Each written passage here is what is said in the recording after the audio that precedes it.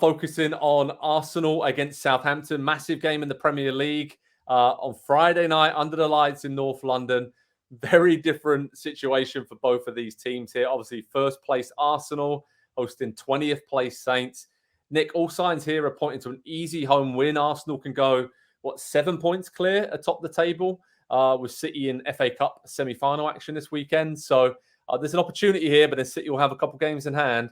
But yeah, is this just an easy home win? Are we going to see a reaction from Arsenal? Because I was at the London Stadium last weekend, coughed up another 2-goal lead against West Ham United, done it 2 weekends on the trot now against Liverpool and West Ham, 2-0 up cruising, seemed to get bored and just, we're just going to knock the ball around. And then they were punished. And that is two points dropped each weekend in a massive, massive way to just give Man City the initiative and hope that they can pull off this Premier League title surge back. So I don't know, mate. It's there's a lot of narratives around Arsenal right now, but what do you think about this game?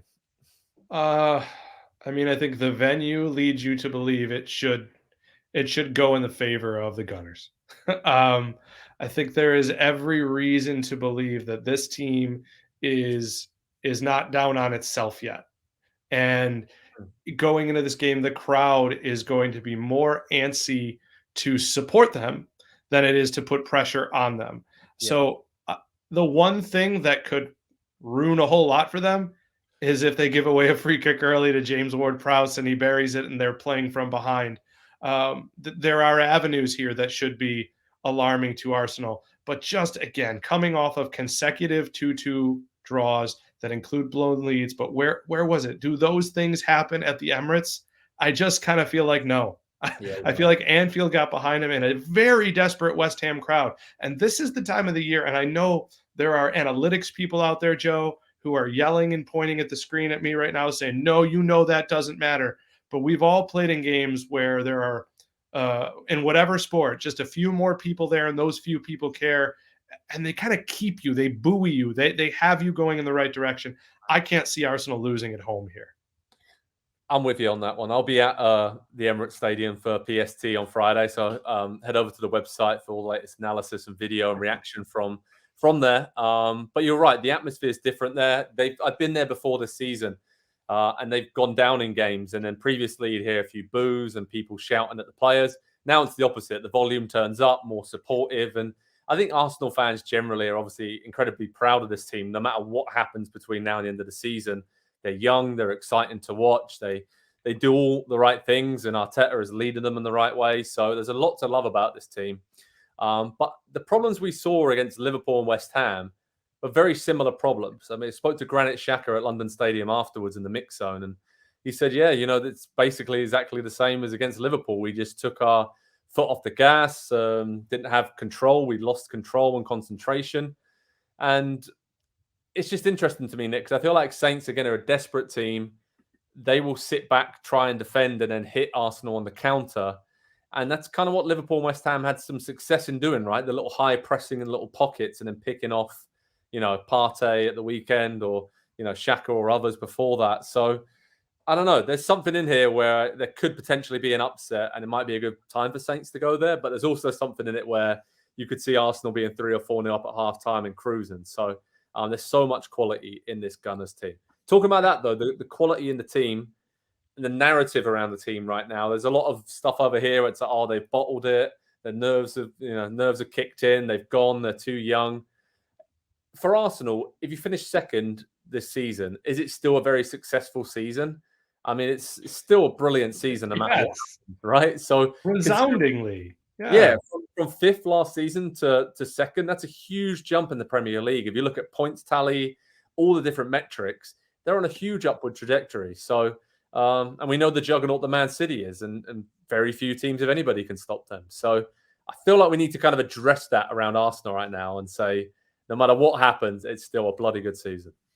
Look, unless you are literally one of the best teams to ever do it. And unfortunately, I think for Arsenal fans, we have watched over the past 4 or 5 years, 2 of the best teams in the history of the sport duking it out for the top of the Premier League. And so you're used to seeing teams win the league with attempting 100 points or scoring 100 goals. And yeah, it's unfair.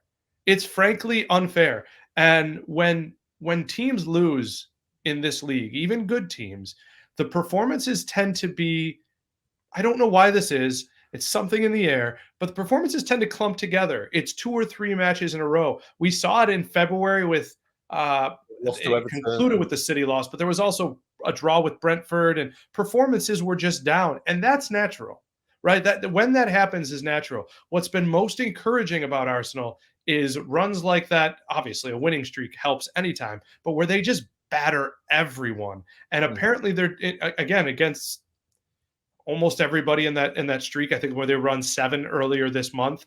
I think it ended it might have been April, might have been late March, whatever. You get the idea. They were beating everyone decisively, and they were teams they were supposed to beat. That's why the West Ham draw is probably a little bit more alarming than the Liverpool one. Going to Anfield and drawing, I think you made this point last week, that happens, okay? Blown leads at Anfield, they happen no matter how good you are. We've seen Man City do it. We've seen Barcelona do it, right? If I'm getting the legs right.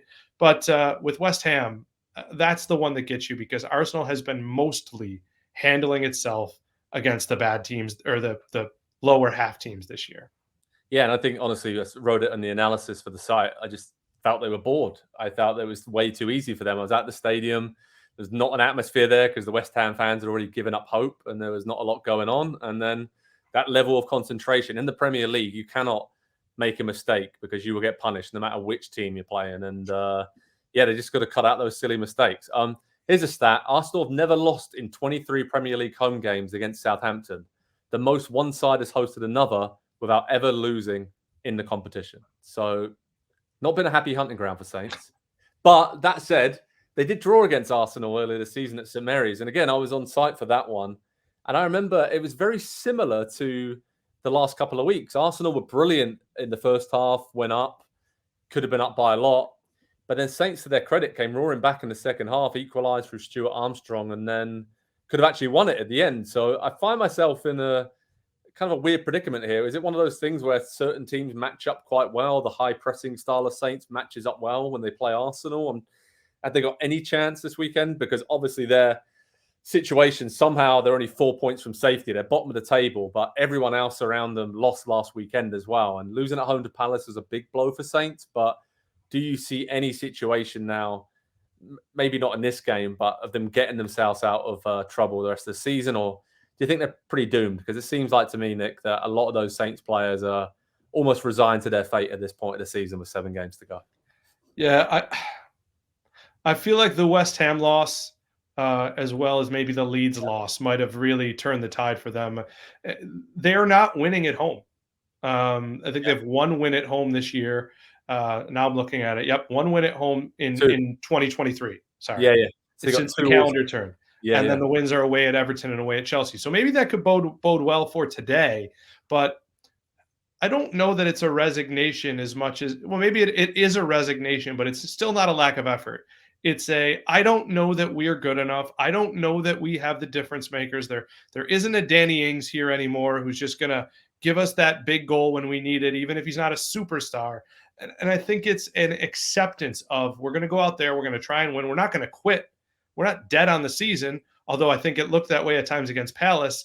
It's just a matter of, when you lose, it's not, oh, hard luck, man. It's, no, I think they were better than us. Yeah, they're in that situation right now. So what do we think? Prediction-wise, I'm going to go for a 3-1 win to Arsenal. I feel there's still some defensive issues there to sort out with Saliba and Zinchenko not being available for this game once again. So I think Saints score, but I just think their attack, Arsenal, is going to be too much for Southampton to handle. So I'm going 3-1. What are you going with? Yeah, I might go as high as 4-1 or 3-0. I think this is not an Arsenal team, especially given the past few performances, who's going to score 2 goals and hang around. If they do, then they've got way deeper problems than we thought. So they will do everything in their power to put it to bed. And I think at some point you will see that resignation from Saints.